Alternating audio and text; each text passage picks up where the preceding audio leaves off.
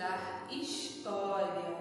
Vamos dar continuidade sobre a Grécia. Hoje nós vamos estudar a Grécia Antiga, parte 2. Então, já fica ligadinho no vídeo, pega o lápis, a borracha, um rascunho, vai anotando as informações importantes que vão aparecer aqui para você, tá bom? Para você responder o seu exercício sem dúvidas. Mas, se tiver qualquer dúvida, entre em contato comigo, tá bom? Beijo, fica ligadinho aí no vídeo.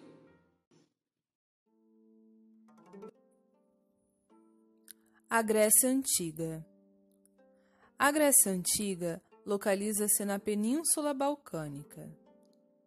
Dizemos que existiu um povo grego e uma cultura grega, mesmo sem um governo central, pois os povos que colonizaram a Grécia Antiga tinham uma cultura única, falavam a mesma língua, tinham as mesmas crenças e tradições.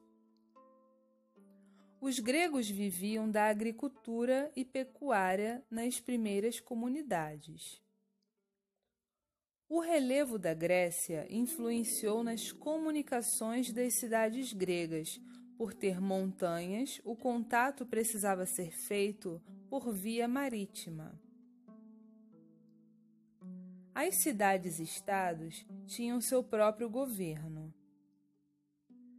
A primeira forma de governo das cidades-estados foi a monarquia, e o rei grego era chamado de Basileus.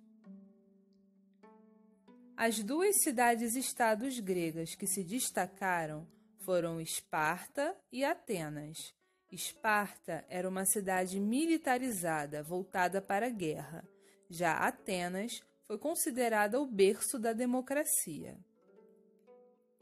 Basicamente, a formação do povo grego deu-se através dos povos aqueus, eólios, jônios e dórios.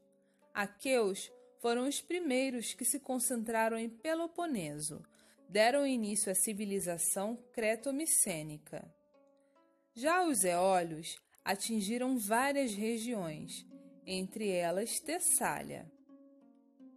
Os povos jônios fundaram a cidade de Atenas.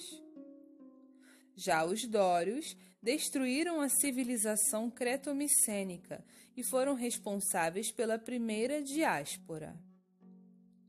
Chamamos de primeira diáspora a destruição da civilização creto-micênica.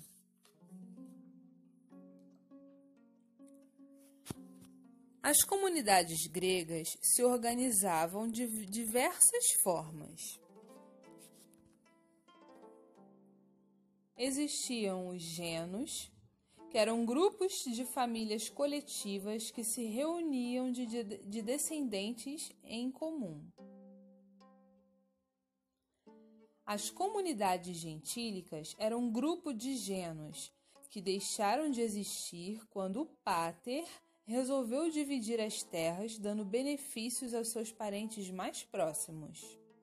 O pater era o membro mais velho, chefe dos genos, era a autoridade militar, religiosa e política.